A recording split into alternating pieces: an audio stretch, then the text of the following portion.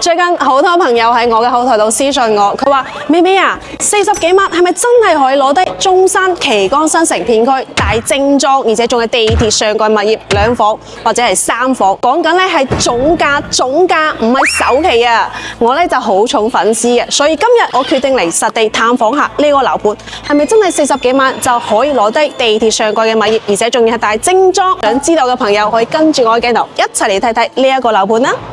旗杆天悦就位於中山城市發展嘅旗杆新城核心片區，東區總部同石岐總部交匯處，坐擁南中城際旗杆到站，盡享中山城市發展帶嚟嘅高端商業、商務、教育、醫療以及生態資源。電梯上到嚟2樓呢個位置，睇翻我哋嘅示範單位。咁電梯出到嚟嘅話咧，就係5個電梯21伙嘅單位嘅。首先帶大家睇呢個67平方嘅呢個單位先。咁咧入到嚟門口咧，你見到我左手邊呢度係一條樓梯，上翻去我哋2樓呢個位置嘅。咁再行翻入嚟嘅呢度係做咗個儲納空間啦，包括我嘅右手邊咧係做咗個客廁嘅位置。咁乾濕分離馬桶、淋浴房呢啲都係做好噶啦。再過翻嚟呢邊就係我哋呢一個飯廳嘅位置，咁啊廚房咧就我身後呢度啦。最緊要就係60幾方，佢仲有一個生活陽台俾你。呢個咧真係好難得嘅。咁我再入翻嚟睇翻啦，我哋呢個中空廳啦。咁其實呢一個咁嘅 loft 公寓嘅話，層高係有4.5米嘅，搭配埋呢個落地玻璃窗。其實我哋2樓呢個位置，再望翻出去都係好舒服噶。咁跟住鏡頭，我哋再上翻去2樓睇翻我哋2樓嘅間局先。咁啊上到嚟2樓啦，左手邊咧佢係做咗間睡房嘅。咁當然啦，如果你唔需要睡房嘅話，亦都可以將佢做成你嘅工作室或者係書房都冇問題。而呢邊咧係一間套房嚟嘅，咁啊就主人房啦。其實呢個4.5米嘅層高係非常之舒服嘅。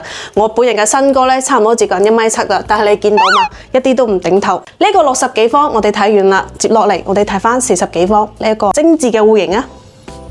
接住落嚟，我哋睇翻47平方呢個 loft 嘅公寓先。呢一個戶型咧就比較精緻一啲啦。入門口呢個位置之後咧，我嘅右手邊咧係一個客廳嘅位置，而我左手邊就係一個客廁嘅位置，做咗乾濕分離嘅。咁然之後你見到啦，樓梯底下呢度咧係會有一個空間。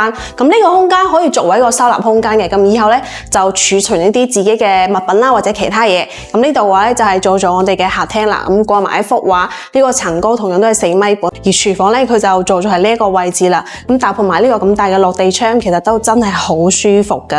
而我哋對開過嚟呢邊係會有一間房嘅，咁其實呢間房嘅話咧，我覺得係可以做喺2樓呢個位置，因為如果你想做大呢個1樓嘅空間嘅話咧，呢度同樣都係作為你嘅客廳或者係飯廳、工作室都可以。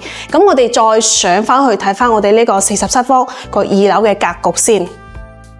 咁上到嚟2樓呢度啦，其實同樣咧都係可以做2間房嘅，呢邊一間房，嗰邊一間房。但係唔同於啱啱我哋睇60幾方嗰個戶型，咁呢2間房咧就真係只能夠做房，係做唔到套房嘅。